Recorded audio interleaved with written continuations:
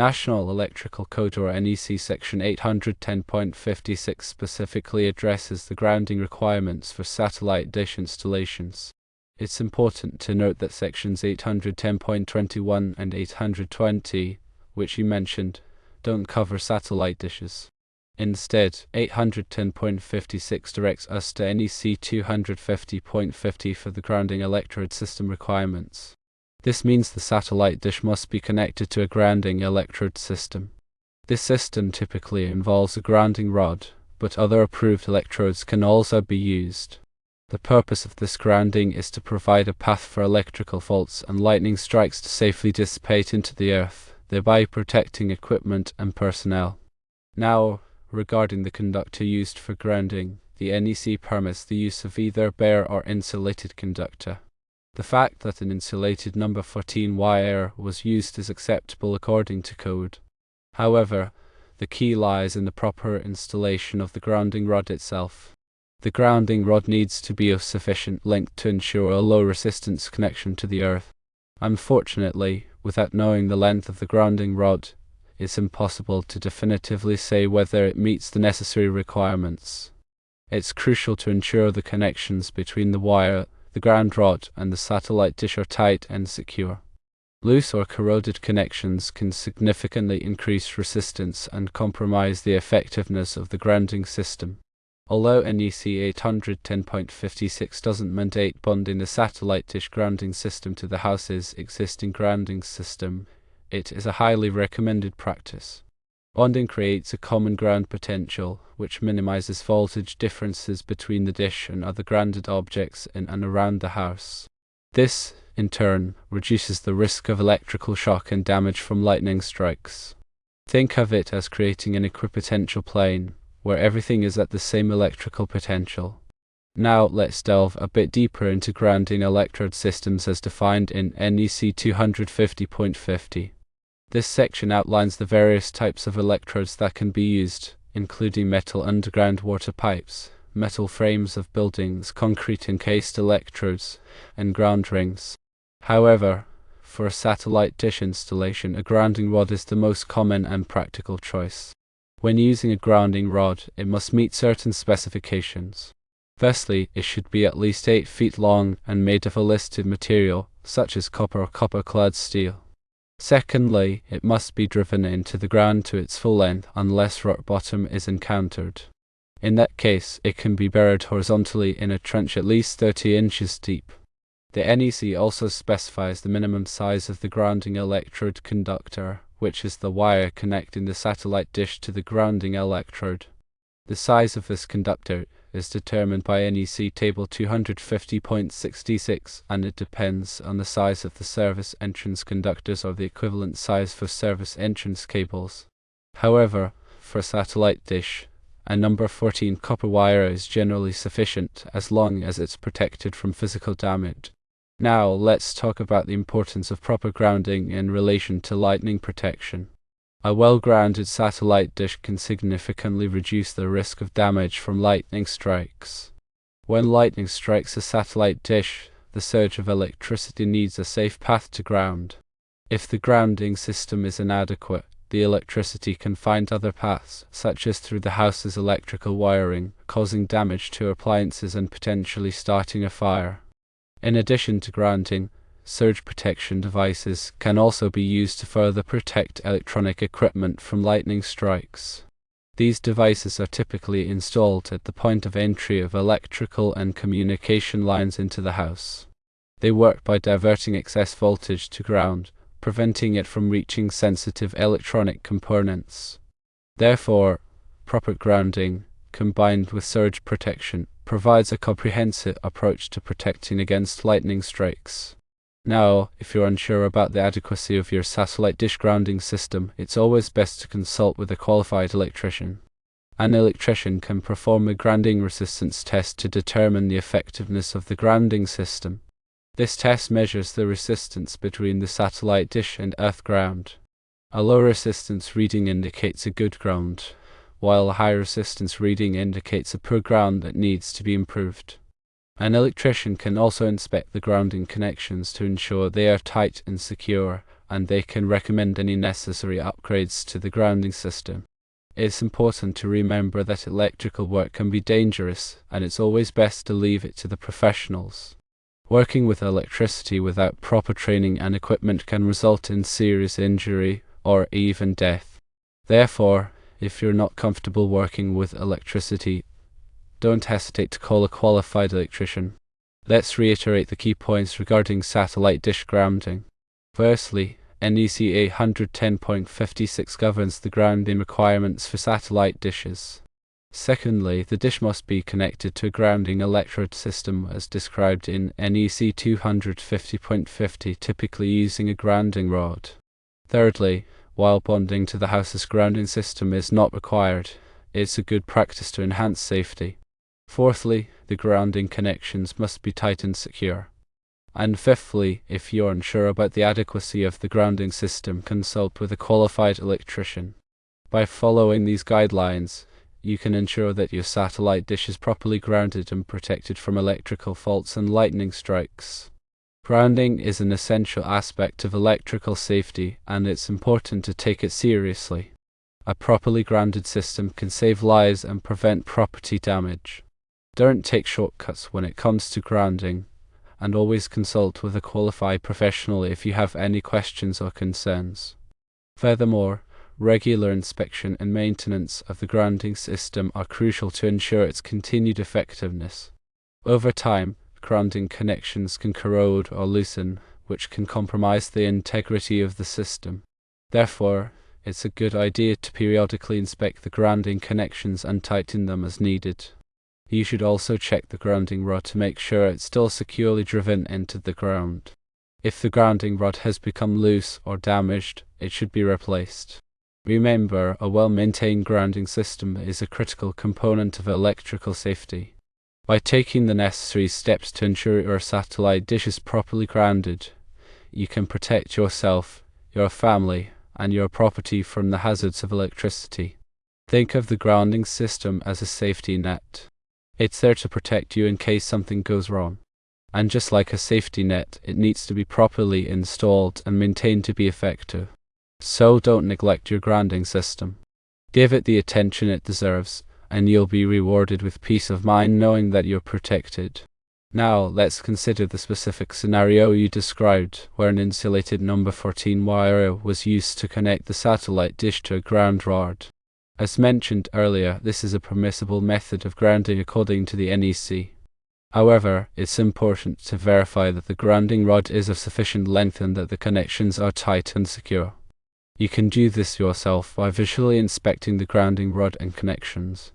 Look for any signs of corrosion or damage. Also, try to wiggle the connections to see if they are loose. If you find any problems, such as loose connections or a damaged grounding rod, it's best to call a qualified electrician to make the necessary repairs. In addition, you can use a multimeter to measure the voltage between the satellite dish and a known good ground, such as a metal water pipe. If there is a significant voltage difference, it indicates a problem with the grounding system. Again, if you're not comfortable using a multimeter, it's best to call a qualified electrician. Remember, electrical safety is paramount. Don't take risks when it comes to electricity. If you're unsure about anything, always consult with a qualified professional. Now, let's address the issue of bonding to the house's grounding system in more detail. As mentioned earlier, the NEC doesn't require bonding, but it's a good practice. Bonding involves connecting the satellite dish grounding system to the house's grounding system using a bonding conductor. This conductor should be sized according to NEC table 250.66, just like the grounding electrode conductor. The bonding conductor should be connected to a suitable grounding point in the house's grounding system, such as the main grounding busbar in the electrical panel. The purpose of bonding is to create a common ground potential between the satellite dish and the house's electrical system. This minimizes voltage differences and reduces the risk of electrical shock and damage from lightning strikes. Bonding is especially important if the satellite dish is located close to the house. In that case, there is a higher risk of lightning striking the dish and traveling through the house's electrical system. Bonding provides a path for the lightning current to safely flow to ground, minimizing the damage to the house and its contents. So, while bonding is not required by the NEC, it's a highly recommended practice that can significantly improve electrical safety.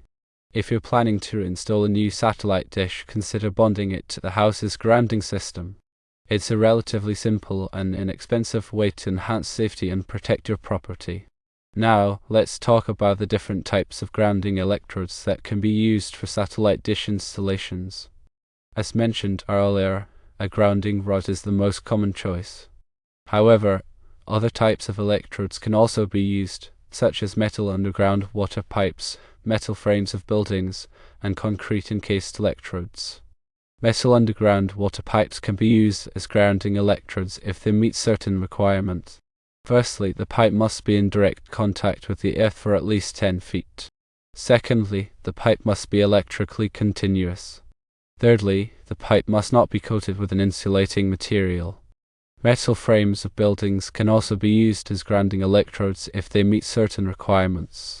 Firstly, the frame must be electrically continuous to the earth. Secondly, the frame must be securely connected to the earth. Concrete encased electrodes, also known as UFA grounds, consist of a steel reinforcing bar encased in concrete that is in direct contact with the earth. These electrodes are very effective, but they are typically only installed during new construction. When choosing a grounding electrode, it's important to consider the soil conditions. Some soils are more conductive than others. For example, moist clay soils are generally more conductive than dry sandy soils. If the soil is not very conductive, it may be necessary to use multiple grounding electrodes to achieve a low resistance connection to earth. In addition to grounding electrodes, grounding electrode conductors are also an important part of the grounding system. These conductors connect the satellite dish to the grounding electrode.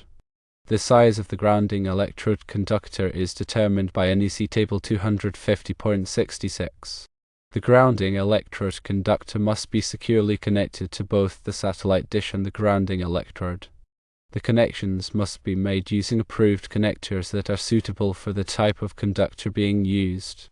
Also, these connections should always be accessible for inspection and maintenance. Now let's discuss some common grounding mistakes that people make when installing satellite dishes. One common mistake is using undersized grounding conductors. As mentioned earlier, the size of the grounding conductor is determined by NEC table 250.56.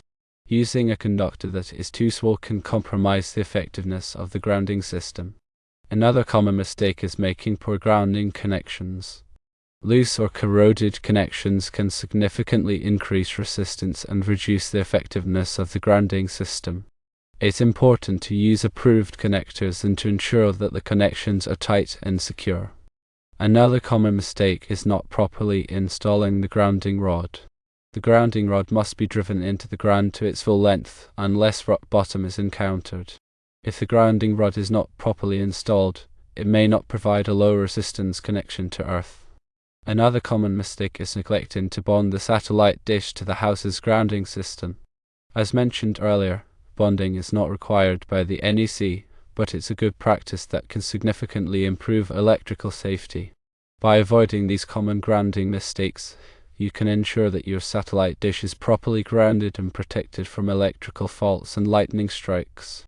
Always follow the NEC guidelines and consult with a qualified electrician if you have any questions or concerns. Let's also consider the impact of the grounding system on the performance of the satellite dish. A poorly grounded satellite dish can be susceptible to interference from electrical noise. Electrical noise can degrade the signal quality and reduce the performance of the dish. A properly grounded satellite dish will be less susceptible to electrical noise and will provide a clearer signal. In addition to electrical noise, a poorly grounded satellite dish can also be susceptible to lightning damage. A lightning strike can damage the dish and the connected equipment.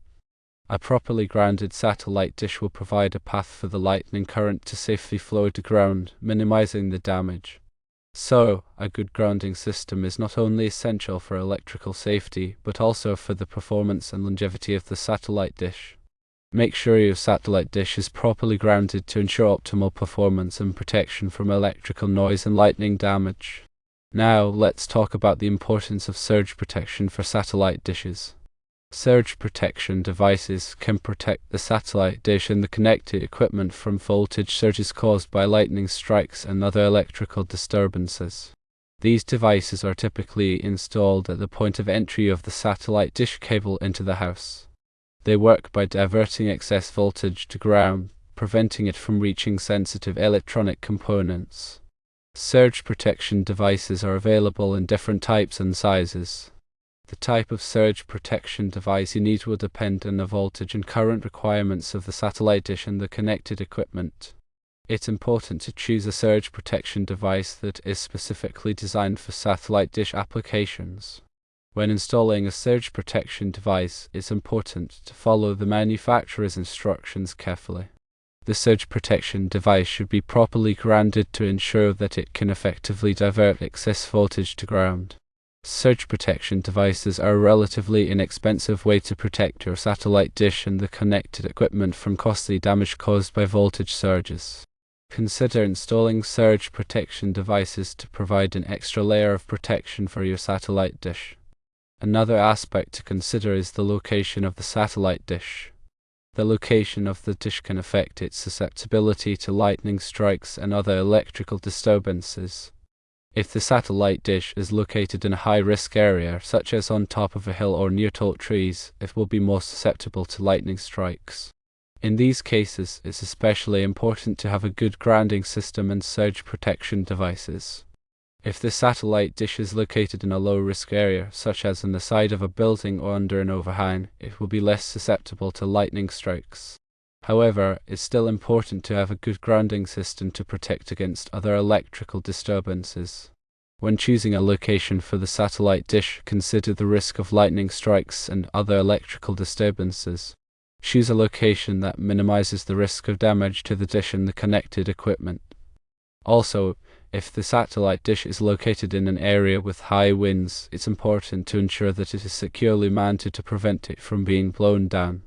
A fallen satellite dish can be a safety hazard and can also cause damage to property. Make sure the satellite dish is properly mounted and secured to withstand high winds. Now, let's briefly touch on the topic of grounding other outdoor equipment. The same principles of grounding that apply to satellite dishes also apply to other outdoor equipment, such as antennas, swimming pools, and hot tubs.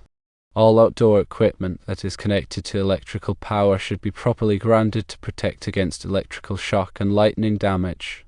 Follow the NEC guidelines for grounding outdoor equipment. Consult with a qualified electrician if you have any questions or concerns. Proper grounding is essential for electrical safety and should not be overlooked. In conclusion, grounding satellite dishes involves understanding and applying the relevant sections of the National Electrical Code, primarily NEC 810.56 and referencing NEC 250.50 for the grounding electrode system. While the use of an insulated number 14 wire might be permissible, the integrity of the grounding rod installation and the tightness of connections are paramount. Bonding to the house's grounding system, though not mandatory, is a best practice. Consulting a qualified electrician is always recommended for inspection and testing to ensure safety and code compliance. This ensures protection against electrical faults, lightning strikes, and optimal performance of the satellite dish.